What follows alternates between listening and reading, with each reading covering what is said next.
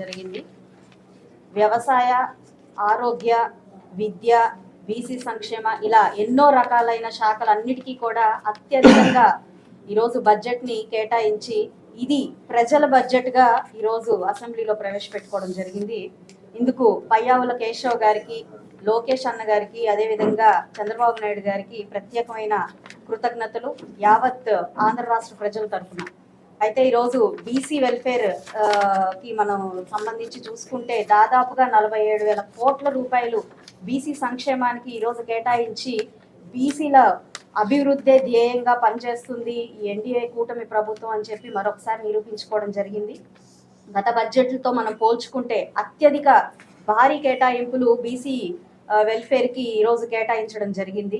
ఇందుకు ఎన్నో రకాలుగా వెనకబడిపోయి ఉన్న బీసీ ప్రజలందరూ కూడా ఈ యొక్క బడ్జెట్ చూసి ఆశా వ్యక్తం చేస్తూ ఉన్నారు. ముందుకి అభివృద్ధి పదంలో ముందుకు వెళ్తాము అని చెప్పి ఆశాజనకంగా ఉన్నారు.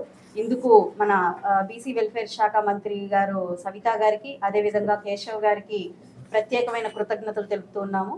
అదేవిధంగా ఈరోజు మున్సిపాలిటీ చూసుకుంటే, మున్సిపల్ కార్పొరేషన్ మనం చూసుకుంటే నిధులన్నీ కూడా డైవర్ట్ అయిపోయి మనకి సీఎం ఫండ్కి వెళ్ళిపోయిన పరిస్థితి మనం గడిచిన 5 సంవత్సరాల్లో చూసాము.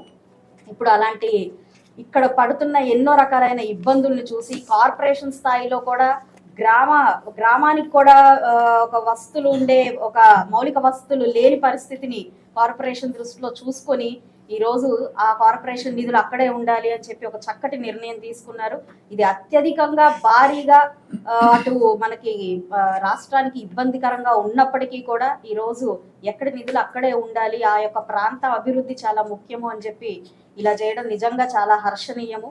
మా కేంద్ర మంత్రి పెంసాని చంద్రశేఖర్ గారి ప్రోద్బలంతో ఆధ్వర్యంలో ఈ కార్పొరేషన్ అత్యంత ముందుకి అభివృద్ధి పదంలో పరిగెడుతుంది అని చెప్పి ఆకాంక్షిస్తున్నాము.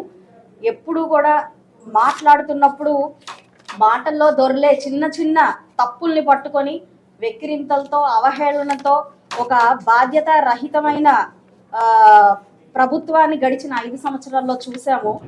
అయినప్పటికీ ఎన్నో రకాలైన ఆర్థిక భారాన్ని నెత్తిన వేసి, ఎన్నో రకాలైన ఆర్థిక నేరాలకు పాల్పడి ప్రజల మీద ఎన్నో రకాలైన భారాల్ని వేసి ఈ రాష్ట్రాన్ని కనీసం 20 సంవత్సరాలు వెనక్కి తీసుకెళ్లిన ప్రభుత్వాన్ని ముందుకు తీసుకెళ్లి ప్రజల్ని ముందుకు తీసుకెళ్లే బాధ్యతని ఎన్డీఏ కూటమి ప్రభుత్వం తన మీద వేసుకొని ఎన్నో రకాలైన అప్పులు ఉన్నప్పటికీ కూడా ఇంత భారీ కేటాయింపులతో రాష్ట్రాభివృద్ధి ధ్యేయంగా ముందుకు వెళ్తుంది అంటే నిజంగా రాష్ట్ర ప్రజలందరూ కూడా ఈ మంచి ప్రభుత్వానికి రుణపడి ఉండాలి.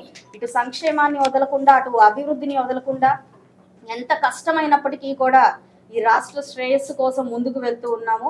అటు అమరావతి అభివృద్ధికి, ఇటు పోలవరం అభివృద్ధికి కూడా కేంద్రం మనకి ఇచ్చిన నిధుల్ని కూడా మనం ఎంతో హర్షంగా వ్యక్తం చేస్తూ ఈరోజు అన్ని విధాలుగా మనం రాష్ట్రాన్ని అభివృద్ధి పరంగా పరిగెత్తే విధంగా అటు కూటమి ప్రభుత్వం చేస్తుంది.